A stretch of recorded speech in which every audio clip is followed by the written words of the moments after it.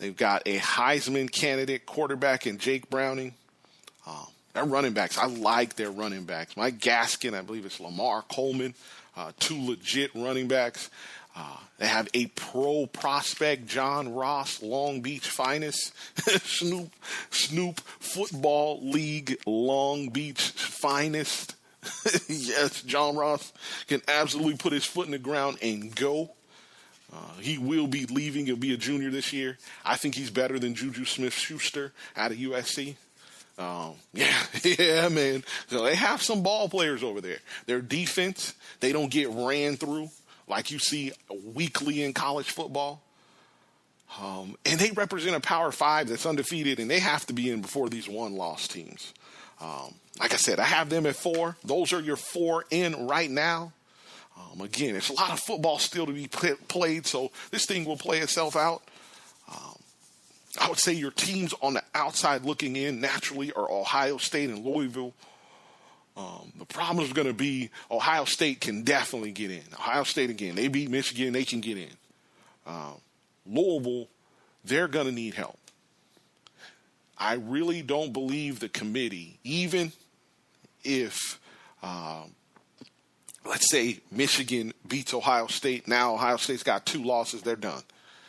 Even if Louisville is a one-loss team, and they're the only remaining one-loss team, and again, this is assuming they win the rest of their games, but even if they're the only remaining one-loss team, the fact that they didn't get a chance to play in a conference championship game, win a conference championship game, that's gonna severely hamper them. It's gonna severely hamper them. You're gonna have a Pac-12 champion. You're gonna have, let's say for some reason, West Virginia down in the Big 12.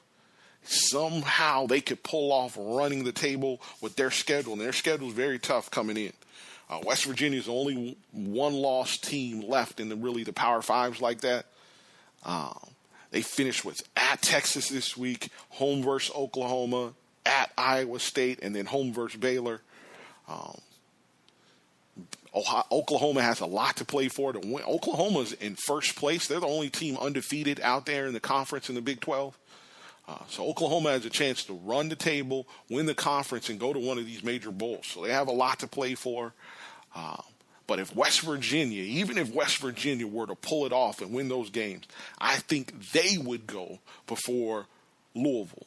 And I believe Louisville's a better team than West Virginia. But, hey, it is what it is. I don't think you're going to get a scenario where you're going to have 2 teams from a conference. You already got the whole 5 and 4 thing, and one power conference is already left out.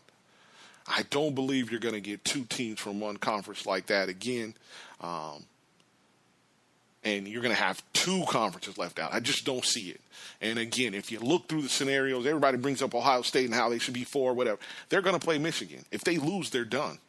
So Ohio State, again, we talked about this a long time ago when you lost to Penn State. Hey, win the rest of your games and you're in. Michigan, you now have no room for error. If Michigan loses and they become that one-loss team, I don't even see them jumping West Virginia. Yeah, because you had your chance. Again, you blew it. So, yeah, it's going to be very interesting. We'll let it play out. This thing will all play itself out. Let's get the chaos thing. I talked about this at one point. Chaos possibly happening. Chaos is gone. You can bottle that up and save that for next year. As you've seen, as these games have played out, now all these teams that had 1 loss now have multiple losses, 2 losses at least. So in order for chaos to happen, you would need those teams that are in the top 4 that are undefeated, by the way, to lose 2 out of the last 3 games, win the conference, all these crazy scenarios that happen to get chaos. That's not going to happen. We don't have that many games left. Got 3 games left, and those that have conference championship games, 4 games left. All right, let's get over to the notable games so I can get off college football. Notable games this week. Some good games early, actually. Baylor at Oklahoma, that game's early. Definitely, like I said, Oklahoma trying to win the Big 12, so that'll be a good one. That one's early. I think that's a noon Eastern kick. Mississippi State at Alabama. Alabama's in right now, so they need to take care of business. Mississippi State, we saw what they did to Texas A&M last week. In the SEC East, got a bunch of games. You got South Carolina at Florida. I believe that's an early game. Kentucky at Tennessee. The SEC East is wide open. You got West Virginia at Texas. Again, that's going to be a good one. West Virginia, they haven't played anybody. They don't really have any signature wins on their schedule. But again, if they can finish out and win the Big 12, they could go from where they're at all the way into the playoffs. Pitt at Clemson. That game is at 3:30. Clemson, again, is in the driver's seat. Deshaun Watson nicked his shoulder. We'll see how effective, how it affects him this week. He didn't play in the second half of that blowout against Syracuse last week. So we'll see how it affects him this week. But Clemson, they do keep the thing rolling. Michigan at Iowa. That's going to be a night game. Iowa has fallen all the way off, so I expect Michigan to handle business there. That would have been a good win for Michigan starting the season. This was supposed to be a potential late in the year top 10, top 15 matchup. Not going to happen. But yeah, just take care of business. And then the game of the week, USC at Washington.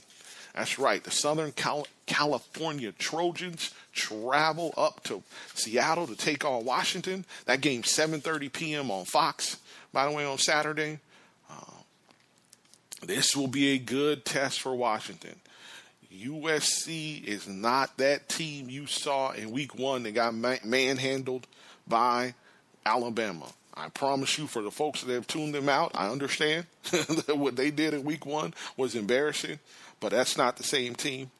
They have found themselves a quarterback in Sam Darnold. They got a good running game. Ronald Jones and company. Don't know what the status of Justin Davis and where are at running back. But, yeah, this offense has figured some things out. The defense has its moments. They're good enough. Pac-12 defense. But, yeah, this will be a good test for Washington.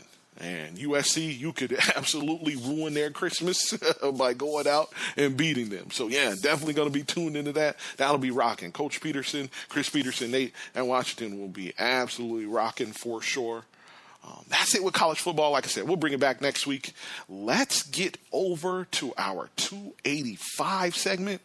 That's right. This is where I circle the city of Atlanta and address all the home teams. I'll stick with college football. UGA hosts Auburn this week. Hey, UGA got by Kentucky. You're now 5-4. Waiting on this signature win after the loss to Florida. Still waiting on this signature win. But I really believe, again, we talked about this before, Coach Kirby Smart is in the process of destroying and rebuilding this thing. And he's looking for players that fit what he's trying to do. So these are constant tests. Another chance to get a statement win. Go beat Auburn. Auburn, they only got 2 losses. They have had moments, Sean White's banged up at quarterback, but they had moments where their offense had looked real good. Then they took a huge step back last week against Vanderbilt. But people sleep on Vanderbilt's defense. You saw it, Georgia. You know how good that defense is.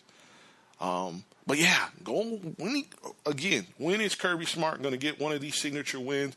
Going to give you a nice feel good, something you can reflect on during the off season, and say, hey, we, on that Saturday we put it all together. 5-4, definitely going to, make it to a bowl game. But between yourselves and Georgia Tech, who's also 5-4, somebody's going to end this season 6-6. I really, really believe that. Georgia Tech, getting over to them, they lost in North Carolina 48-20. It is what it is. When it comes to the defense, you don't have the ball play. You don't get the ball players like you used to. We've talked about it ad nauseum. You need the offense to help you by staying on the field. That's what they're supposed to do. But this isn't the offense's fault. The defense went out there and Georgia Tech got outrushed. No, I'm sorry. Georgia Tech won the rushing battle. But North Carolina ran for just as many yards as Georgia Tech. And that's not good when you're an option offense that prides itself on running the ball. And then North Carolina is a throw-it-first team and throwing around the yard team with Trubisky, and they ran it all on you. all day long. So it is what it is with Georgia Tech. I'm looking forward to that last game, the Georgia Tech and the Georgia Tech game. I still may make my way down to Athens for that game for sure. All right, getting over to the professional sports here in Atlanta. Braves in the offseason. Winter meetings are going on right now. We'll see what the Braves come up with. I'm going to leave that alone. I will say this, Braves fans, regarding, need a catcher, need a pitcher, whatever. I don't want Matt Wieters. I know that is the consensus. He's Georgia Tech, hometown kid, yada, yada, yada. I don't want above 30 catchers. If that's the case, we might as well bring back Brian McCann. Baltimore let Wieters walk for a reason, fam. Just remember that. Just remember, whatever number, whatever you got in your mind, they let him walk for a reason. Above 30 catchers. That's just me. All right, the Hawks have now kicked off the season. Hawks about 8-9 games in. Again, you're going to get nights where they lose to the Lakers. Then you're going to get a night like this past election night where they went out there and they handled Cleveland. This team is learning to play together. You see the flashes with this team. I will say this regarding the Hawks. They will be a defensive team. I think, there's some good news, there's some bad news. I think the team will be at its best being a defensive team. Dwight Howard being the anchor of that defense. And Coach Bud is very familiar with having a big guy, rim protector like that. He had one in San Antonio when he was on the bench with Popovich and Tim Duncan. And if they can build around that, I think this is a defensive first team. They don't have, guys that are going to necessarily go out there and get you 30. But if you play defense and you run your offense is very team, share it, move it around, guy that's open, take the shot. So if you do those things and, nights where guys aren't hitting, that's okay. If you lock in defensively, they got some defensive components that can make them a dominant team. Better defensive team than you were with Al Horford. Al Horford allowed you to do different things out of the pick and roll and gave you more versatility on your defense. But early on, you could see with Dwight being able to protect the rim and being able to dominate the glass and flip the whole rebounding thing where you were constantly getting out-rebounded before. Now you're winning the rebounding game every night. That makes you a dominant defensive thing. Never forget in the game of basketball that you can play all the defense you want in the world. It is not a stop until you get the defensive rebound and you are headed the other way. So, where they may give up some versatility, you're going to see games where teams are going to put Dwight Howard in the pick and roll and the guard or whoever's, supposed to be coming off that pick and roll, that Dwight is supposed to switch out on is going to have a night. But I'll trade that for hopefully what he continues to bring in rebounding and in blocking shots. Tristan Thompson, they played Cleveland tonight, beat Cleveland, or they played Cleveland election night. They beat Cleveland. Tristan Thompson, as you know, has always been a thorn in the side with this team. They're constantly getting out-rebounded. I think he was held to something like 2 or 3 rebounds. You see the potential of this team. That is why I believe the Hawks, the goal is, hey, let's get one of these top 3 seeds. Let's get on the other side of the bracket away from Cleveland and try our luck with them in the Eastern Conference Finals. We'll get to continue to watch the Hawks. We'll spend a lot of time on that. I've been impressed with the early on with the Hawks. And I can't say I've been impressed. They went out there. They were impressive election night. Well, they went out there and they absolutely looked bad against Washington.